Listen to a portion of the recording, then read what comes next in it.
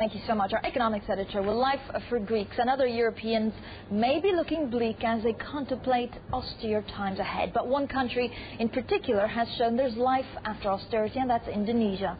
Now, the nation was severely affected by the Asian financial crisis back in 1997.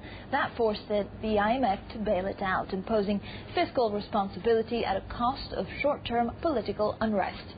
Sound familiar? Well, fast forward 12 years and Indonesia has turned a corner. The country's debt burden has shrunk from 150% of GDP to just 27% as of March of this year. Now, per capita income has doubled over the last 6 years and foreign direct investment has almost tripled since 2004. But can this be sustained? Well, let's ask our next guest. He's Gita Wirjawan, Indonesia's investment minister.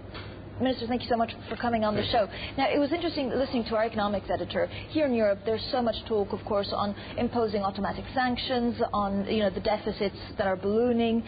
This has something that's now been put to rest. But how concerned are you about what we're seeing in Europe? On the one hand, a lot of investors are saying, well, actually, Indonesia is in a better place compared to Italy and Spain, but it must affect you. It does affect Indonesia to some extent, but as we look at our flows of capital to Indonesia, it's been predominantly from Asia-Pacific countries. So I think on that end, I think we feel pretty comfortable.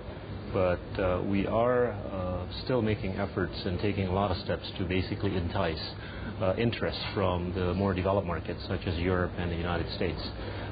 What we're doing here in London is to basically meet up with as many opinion leaders as possible, with the view and belief that, as time goes by and recovery takes place in, this part of the world and the U.S., I think Indonesia will be much more ready to attract a lot more capital.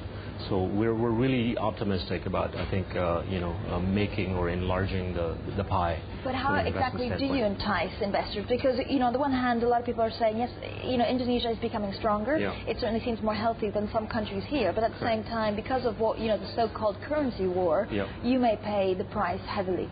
Yeah, well, I mean, there's two groups of people. One of those that do not know about Indonesia, and the other is a group of people that have known Indonesia through the prism of, the press, maybe 10 or 11 years ago, which unfortunately has not portrayed Indonesia as positively as we would have liked to be portrayed. And as we are approaching these two groups of people, I think they become much more educated of the new Indonesia, which can certainly say that, we've got the necessary fiscal sustainability and monetary stability. Are you not concerned about inflation, for example? No. We had spikes of domestic demand in 2005 and 2008, but it has been relatively manageable from a monetary policy standpoint.